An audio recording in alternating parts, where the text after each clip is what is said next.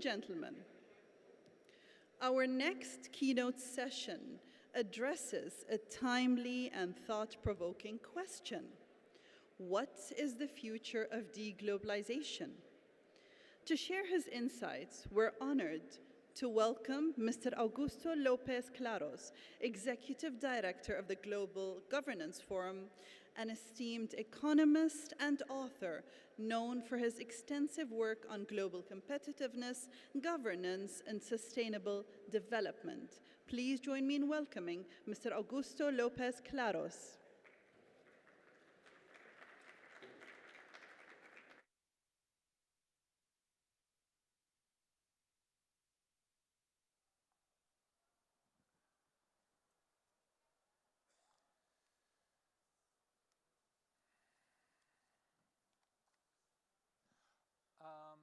Good morning. It's a pleasure to be with you. Can you hear me? Yes? Okay. Unlike the previous presentations, I actually have a PowerPoint that I will use, which has interesting information and data, which I think will help support some of the points which I want to make to you in the next half an hour or so. Let me tell you a little bit about what the plan is for the next few minutes.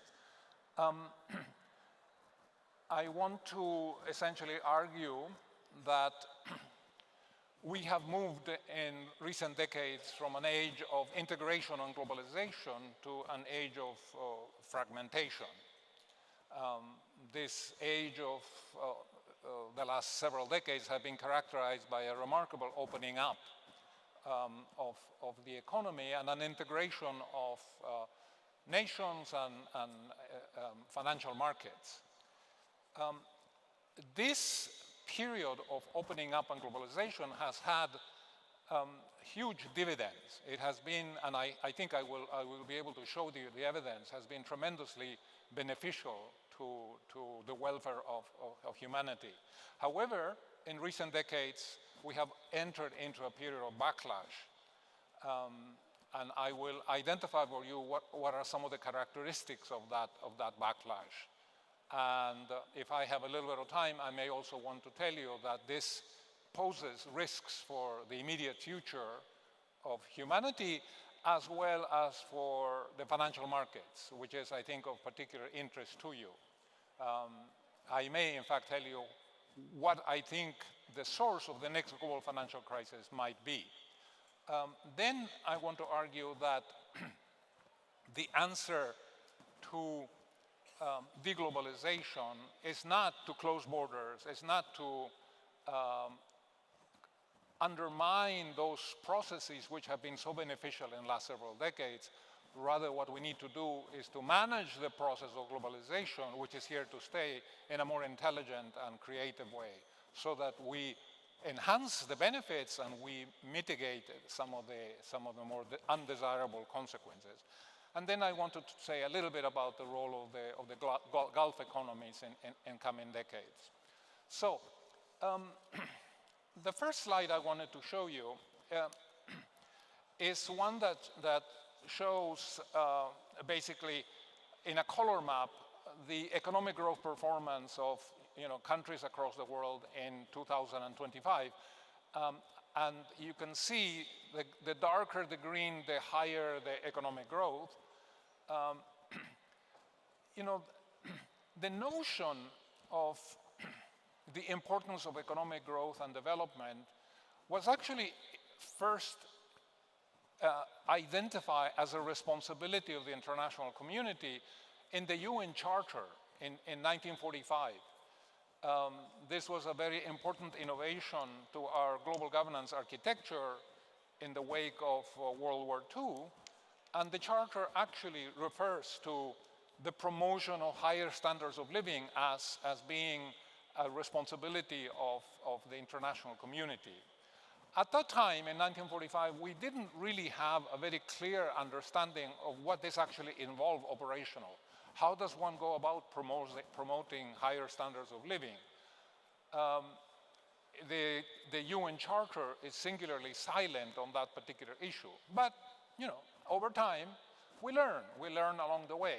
And essentially we saw that there was a population growth, there were an opening up and the growth of trade. I will show you a very interesting chart in a few minutes. And then, of course, we had investments in infrastructure, in education, and so on. And all of this contributed to an average economic growth rate of 2.1% over the last 80 years, approximately.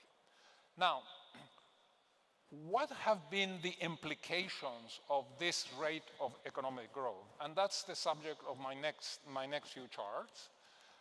First of all, look at what has happened to life expectancy. This is a very, very interesting chart. It traces life expectancy from 1770, okay, from late 18th century all the way to the present. You can see that a couple of hundred years ago, people lived brutishly short lifespans. The average life expectancy was slightly under 30 years. Right? And then, with the Industrial Revolution, we saw the beginnings of a pickup in economic growth. As a result of that, we saw the beginnings of a recovery in average life expectancy. I'll tell you a little anecdote. I had a very good friend, Richard Cooper. He was a very famous professor at the Department of Economics at Harvard University. And once he told me that in 1960, when average life expectancy was 52 years, if somebody had told you that within half a century, it would increase to 72 years, in other words, a 20-year increase, you would have been quite justified in telling him, you are crazy. That is not going to happen. We cannot see that increase in life expectancy over such a short period of time. And yet, that is exactly what happened. And it happened because of technological and scientific development. It happened because, as a result of the exchange of knowledge and information and the coming together of nations on joint projects, such as the elimination of smallpox in 1980, we were able to sustain lifespans for a much longer period of time. One important clarification here, although average life expectancy in 2025 is around 73 years, this is an average figure. There are still many countries in the world where that figure is really unacceptably high. I'm referring in particular to sub-Saharan African countries.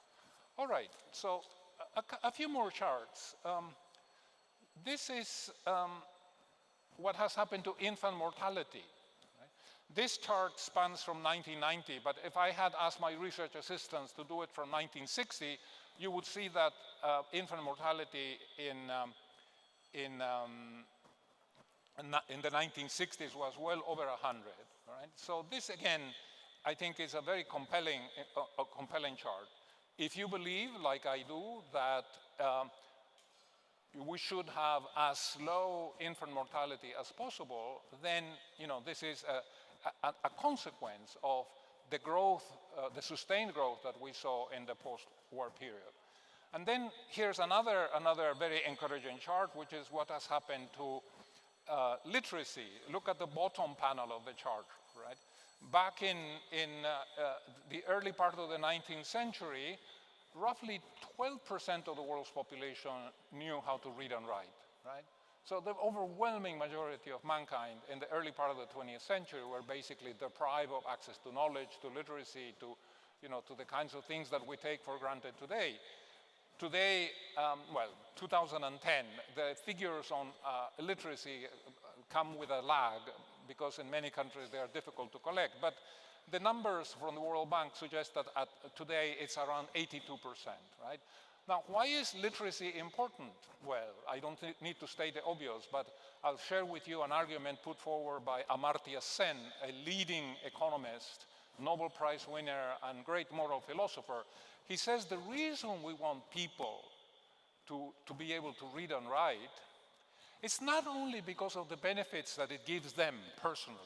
Because if you're educated, you have more skills, you can have greater access to the job market, you can sustain your family, you can have higher income. That is all and good.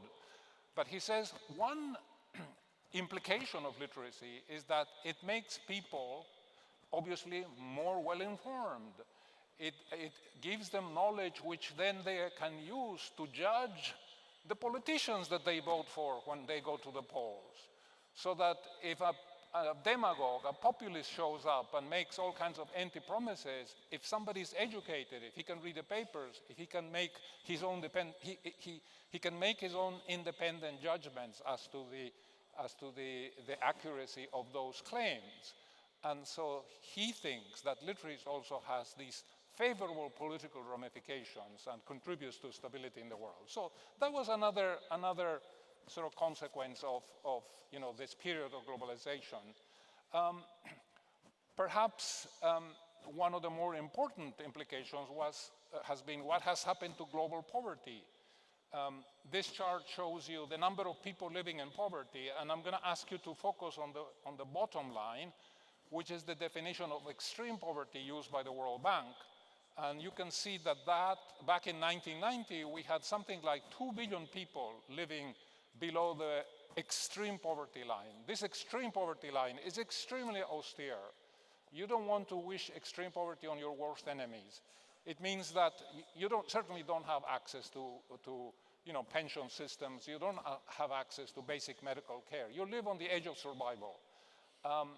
This figure has come down remarkably, and by the latest numbers from the World Bank are something like 700 million people. Still very high, but much lower than it was in 1990.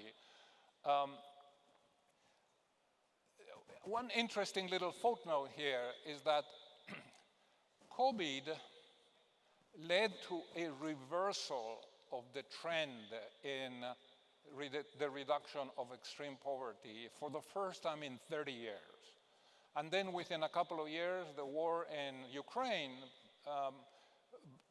basically was yet another shock because of increases in wheat, increases in the fertilizers and so on. This had repercussions. And though this led the World Bank a couple of years ago to say that the Sustainable Development Goal #1, which is the elimination of extreme poverty by 2030, is not achievable. It is not going to happen. Having said that, I don't want to end up on a negative tone. This has been actually a remarkable success story of sustained economic growth over the last 50, 70, 80 years. And then one additional chart, see what has happened to exports of goods and services. These figures are quite remarkable, actually, if you think of it. Just go back to 1970, it's not so long ago. Many people in the audience here, I can see, must have been alive already in 1970, and yet look what has happened to, this shows the data for 3 countries, China, Germany, and Japan, arguably 3 very potent exporters of manufacturers, but you see how exports have led to have increased and have been, in fact, an engine of economic growth.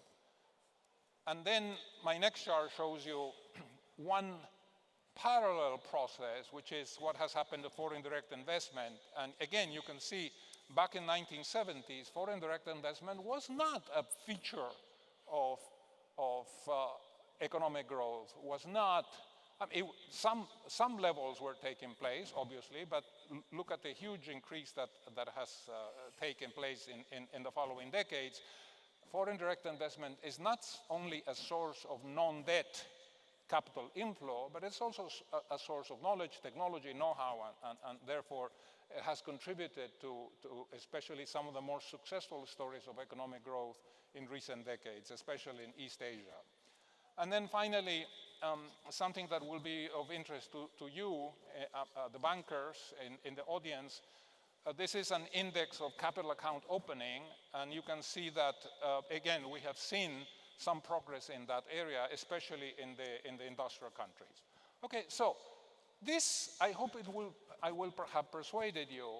This data shows, I think, quite compellingly that the period of the post-war period of globalization and opening up has brought very, very substantial dividends in terms of social and economic development and human welfare. Okay, now, why has there been a backlash in recent decades? Why are there more and more people who question the sort of the benefits of the process of globalization. And here, I'm going to make two kinds of arguments to you. All right? One of them, of course, is that we know that economic growth, this sustained economic growth that we have seen in recent decades, has brought about a substantial rise in emissions, global warming. I don't know whether you're familiar, but the greenhouse effect, which is behind the process of global warming, is something that was actually discovered in the late 19th century. There was a Swedish chemist by the name of Svante Arrhenius that developed a nifty little formula that said, if carbon dioxide concentration goes up by such and such percent, average global temperatures are going to go up by such and such, so many degrees. Actually, Arrhenius received the Nobel Prize in Chemistry in 1907 for his discovery of the greenhouse effect.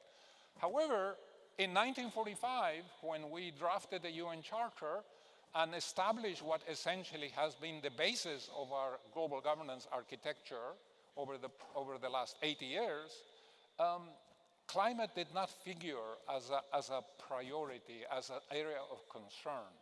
In 1945, the focus was peace and security. We need to prevent a world war from ever happening again. And that focus was appropriate. But by 1945, the process of climate change, the process of accumulation of carbon dioxide was already taking place. And the reason I mention this is because more and more scientists, of course, are saying that we are on an unsustainable path, that persistent increase in emissions is going to have all kinds of repercussions for human welfare. It already is, obviously, from sea level rise to extreme weather events to other aspects of, or other what are called planetary limits. There is a very famous scientist in the Netherlands, Johan Rockström. He has identified 9 planetary limits which are under threat as a result of climate change. Things like soil, arable land, the water, and so on. And several of these limits have already been breached, according to him. And this has generated a backlash, a growing concern on the part of many people that our economic model, our economic paradigm, while it has been very successful in giving us this globalization dividend that I call, it has also brought about some negative aspects which we need to manage. We need to steer onto a more sustainable path. The next chart shows what is called a living planets index. This is a kind of very interesting hybrid that has been put together by some scientists, and it uses 1970 as 100, and then it tracks what has happened to species across all the kingdoms, animal, vegetable, and so on. And what you see is that this index over the last 50 years has come down from 100 to 25 by now. Right? And this again, is a source of concern because biodiversity is seen as playing a tremendously important role in the sustainability of the health of our planet, and this would appear to be a source of great concern. And then, of course, perhaps I don't want to say the most important, but it's one of those things that is most visible as a source of backlash against the process of globalization, and it is the question of income inequality, right? I will show you 2 or 3 charts. Economists have this index. I'm sure that some of you have seen it. It's called the Gini coefficient. The Gini coefficient is an index that was together by an Italian economist in the early part of the 20th century, and it's very simple. A Gini of 0 means there is no income inequality. If you calculate a Gini for a country in which everybody has exactly the same level of income, which of course is an impossibility, but just assume for a minute that were possible, then that Gini is 0. And at the other end, if you have a country where one person has all the wealth in the country and everybody else has zero, that Gini is 1, right? So between these two extremes of 0 and 1, or 0 and 100, it doesn't matter, we have different levels of inequality. And therefore, we economists have this metric that we use to track over time the development of inequality of two types. Inequality between countries and inequality within countries, right? Inequality between countries basically means, how does Germany compare to Paraguay, right? You calculate a Gini for Germany, you calculate a Gini for Paraguay, you compare them and you say inequality is higher in Paraguay than it is in Germany, right? Whereas the inequality within countries is a slightly different concept. Basically what you say, for Germany, for the 80 million Germans that we have, I'm going to calculate their individual income and I'm going to calculate a Gini coefficient for all 80 million Germans, right? What has happened in recent decades is really fascinating. In 1980, 2/3 of the explanation for inequality was actually linked to inequalities between countries, right? But what has happened in the last 45 years is that standards of living have improved in the developing world. Economic growth rates in places like China, like India, which back in 1980 were very poor, have grown much more quickly. And therefore, inequality between countries has been reduced dramatically, but inequality within countries, inside the countries, has increased. So there has been kind of a reversal, right? And this is important because the instruments that we use to deal with inequality vary depending on the type of inequality that we're talking about, right? For instance, I'm going to ask you a rhetorical question. We have data on Gini coefficients for more than 100 countries in the world. Do you know which is the region of the world that has the lowest Gini coefficients? In other words, do you know which region of the world has the lowest levels of inequality across the planet? Turns out it's the European Union. And the reason why they have the lowest levels of inequality is because they have explicit policies that redistribute income from the richer countries to the poorer countries. When Spain and Portugal joined the European Union in 1986, they were the poor cousins in Europe. The average income of these two countries was much lower than it was in Germany, than it was in the Netherlands, in France. The European Union is a group of countries that explicitly provided for massive transfers from the richer countries to the poorer countries through the European Union budget, and that has led to a very sharp narrowing of inequality between countries, right? So that's an explicit policy. But that policy doesn't work when you're talking about inequality within countries. Okay, this chart comes from a colleague of mine, Branko Milanovic, who is an expert on inequality. And he does this little exercise. He says, let's suppose that you line up all the people in the world in a big, long highway, from the richest to the poorest, right? All 8 billion people. So we have the billionaires from the high-tech companies at the top and everybody else at the other end. What percent of the world's population do you need to generate, let's say, the first 25% of global income? It turns out that if you start from the lower end, you need 75% of the world's population to generate 20% of global income. At the other end, at the wealthy end, you need 1.7% of the world's population to generate 25% of income. I could give you many other metrics. Take my word, right? The world is characterized by sky-high levels of inequality. There has been, especially in the recent decades, a massive concentration of wealth in the top 1% or the top 0.1%. I'm going to skip the next chart because I want to show you a kind of dynamic exercise that I did with one of my colleagues at the World Bank, just to drive to you the point of why inequality is a very intractable problem, likely to stay with us for many, many decades to come, and why it will continue to be a risk to our stability, a risk to our political systems, a risk to democracy, and why it is something that you as bankers need to focus on and need to keep constantly on your radar screen, all right? This exercise, it'll take me a couple of minutes to go through it, but it's very interesting, you will see. A colleague of mine at the IMF, where I used to work long ago, wrote an editorial in the Financial Times a few years ago in which he made the following point. He said, the low-income countries have been growing twice as fast as the high-income countries for the last 20 years. So they're going to catch up. Therefore, we have solved one of the major problems of economic development, right? That we have now policies in place which are making the low-income countries grow much more rapidly than the high-income countries. And so when I read that piece, it just immediately I thought, okay, yeah, there is a process of convergence, as we economists say. But how long is that catch-up process going to take? That is a very, very important question. And so we did this exercise, and what we discovered the following, right? The average income per capita, I'm using 2021 figures, but if I use 2024, things wouldn't change, so don't let that distract you.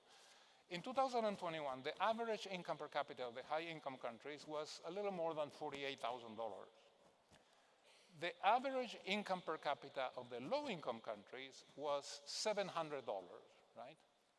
So what we do is we're going to do what we call a simulation. We're going to assume for the next 20 years, the low-income countries continue to go roughly at twice as fast as the high-income countries. How long does it actually take before the low-income countries catch up with the high-income countries, right? Well, it turns out that it takes 200 years. Not only that, it turns out that for the foreseeable future, for decades and decades and decades to come, the gap widens. The gap between 48,000 and 700 widens. Why? Well, intuitively, you're applying 2.7% to $48,000, and you're applying 4.6% to $700. If I were to ask you, Mr. So-and-so, what would you prefer? I am feeling generous today. Would you like me to give you 2.6% of $48,000, or should I give you 5% of $700? The rational answer to that question is, give me 2.6% of $48,000 because the base is bigger, right? So you can see this grows, the gap widens and widens for a long, long time before eventually there is catch-up. But that catch-up takes place in 2226, roughly 201 years from now, all right? So this is my way of saying that, inequality is a problem that is going to stay with us for a long, long time to come. Finally, there was much talk of uncertainty in the earlier panels and presentations this morning. One of the speakers said that uncertainty is good for financial markets.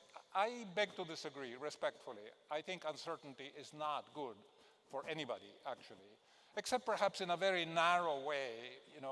If you're shorting the stock of a particular company, and good luck to you if you get it right. But uncertainty makes it very, very difficult to do long-term investments.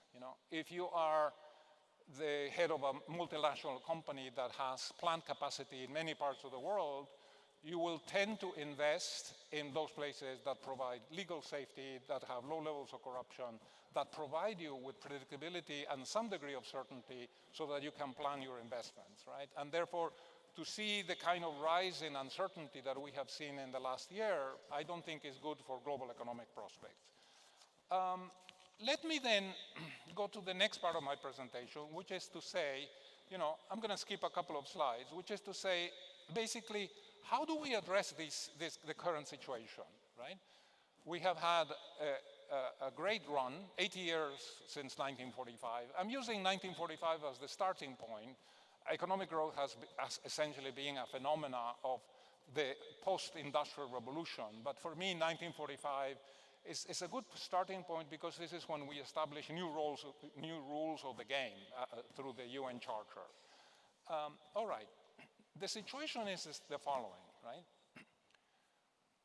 Over the last 80 years, the institutions that we have to manage the problems that afflict us, organizations like the IMF, the World Bank, the World Health Organization, the United Nations itself, have essentially not adjusted in the same way or to the extent that was necessary to deal with the dramatic changes that have taken place in the world as a result of science and technology, trade and education, and so on.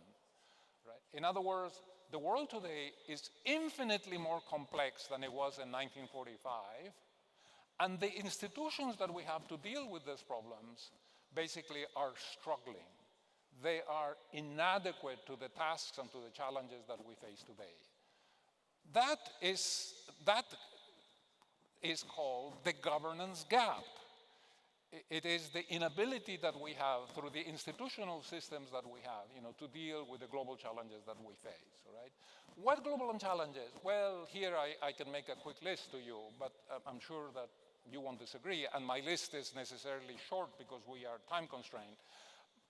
Essentially, I'm thinking climate change, for sure.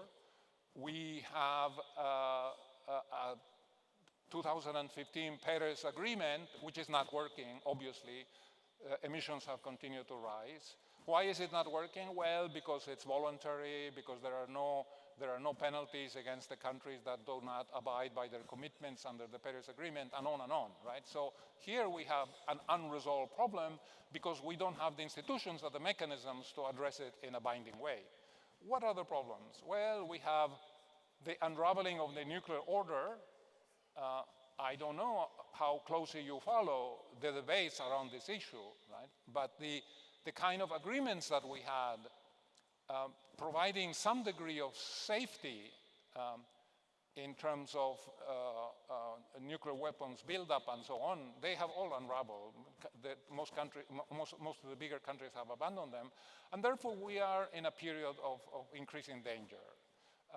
Most of the nuclear powers are in a process of actually accelerating the accumulation of weapons, modernizing their arsenals, and we have a problem of potential proliferation as well. We have 9 nuclear powers. We used to have 2 way back then, right? And the scientists and experts are agreed that this dramatically increases the risk of accidents and so on. And then, of course, something that will be of interest to you is the whole very vulnerable global financial architecture, right? I said to you that I would say a few words about what I think, and this may be a bit perhaps a bit of an exaggeration, but I'm willing to stand for it and I can defend it. Maybe that's subject for another more detailed talk, but do I think that there is high likelihood that we will have another global financial crisis in coming years? Yes, I think so. I think it is highly likely. We have had 2. We had the 2008-2009 global financial crisis, which started with the mortgage markets in the US. Then we had COVID, which was exogenous. It wasn't necessarily a vulnerability of the financial system, but it was it had a huge impact on the global economy. If you ask me, what is likely to be the source of the next global financial crisis? And I would say, I think it'll be the unsustainable death paths, public death paths that characterize most of the large industrial countries which are large enough to destabilize the system, right? What we see here is really, really very worrying. Back in 2006, just to give you a number, the net debt in relation to GDP of the G7 countries was 55% of GDP. Today, it is 95% of GDP, right? If you look at the figures for the United States, published by the Treasury Department, right? Not by some academic, but by the government itself, which still has some capacity to produce, very, very transparent figures, right? The fiscal outlook is really quite dire, right? The projections are that, net debt today is 100% of GDP, and it is well on its way to being 150, 160, 170, depending on whether some of the tax cuts are made permanent or not permanent and so on. And this is likely to have repercussions, obviously, for long-term interest rates, right? The moment the bond markets perceive that debt levels are not sustainable or are at risk in the future, they will demand higher interest for the debts that are issued by the US government. And this, of course, will have fiscal implications and create a kind of a negative loop. Today, 2024, the United States budget allocated $850 billion to the defense establishment, to the Pentagon. That was the defense budget. But it paid $880 billion in interest payments on the public debt, right? So, and this gap is likely to widen in coming years. For every 1% increase in the interest rate, there is $370 billion of extra interest payments that have to be made. So yes, I think the US Treasury bill market is a potential source of instability to the future of the global financial system. And that in itself raises, questions as to, what is the best response to that. Okay, so what's the solution? My guess is that we need to fundamentally rethink our, I need to go back one, hold on. Okay, we need to essentially rethink our global governance architecture. It is not working. What does this mean? Well, a number of things. It may mean, for instance, essentially going back to the 1945 Charter and basically saying we need a new set of rules of the game. We need to modernize the UN system and its supporting institutions, many of which, like the IMF, the World Bank, are very much at the center of managing the global economy, and we need to rethink under what principles those institutions are going to be refounded and modernized. The UN system, the UN Charter has not been amended since 1945. That instrument essentially has a lot of elements which are no longer operational. The veto in the Security Council essentially has paralyzed the Security Council, has turned it into a very dysfunctional body, and it prevents the UN system from addressing issues of not just in peace and security, but across the planet. So obviously, that is one way in which we could sort of narrow this governance gap, modernize the global governance architecture to empower the institutions that we have to deal more effectively with the problems that we're facing, which at the moment are not being paid attention to, and are creating these global catastrophic risks which threaten the future of humanity and for sure threaten our global economy and our financial markets, right? Now, what about the Gulf economies? Well, you can see here that in the past 2 decades, the non-oil sector has been an important source of growth for the region. That's all well and good. So there is a process of diversification which should be celebrated. Congratulations to all of you. One important element of that has been that there has been not only a huge amount of investment coming into these countries, inward investment, which shows a degree of confidence about the region, about the process of diversification underway, about the emergence of the Gulf countries as an important, with an important footprint in the global economy. I am very impressed by how much the Gulf countries themselves have invested abroad. The numbers are really quite compelling, 7-8% of GDP on an annual basis. Those are really very, very transformative figures. So to conclude, how can I, in some sense, sort of coalesce a set of recommendations for the countries in the region, for the UAE and its neighbors in the Gulf? It seems to me that the Gulf faces its own version of this interdependence challenge. How to diversify economies away from the energy sector invest in human capital, which has proved to be the source of prosperity in other successful cases of countries that have made the transition to high income and beyond, and how to participate in helping shape or find global climate solutions, while ensuring domestic prosperity, right? Now, these objectives are not achievable in a world of fragmentation, right? They require open markets. They require further progress in science and technology.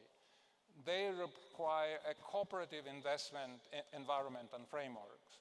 I want to make a little footnote here to praise what the UAE in particular has done, I would say, in the last decade or so, in more proactively eliminating many of the restrictions that were embedded in the laws of the countries against women.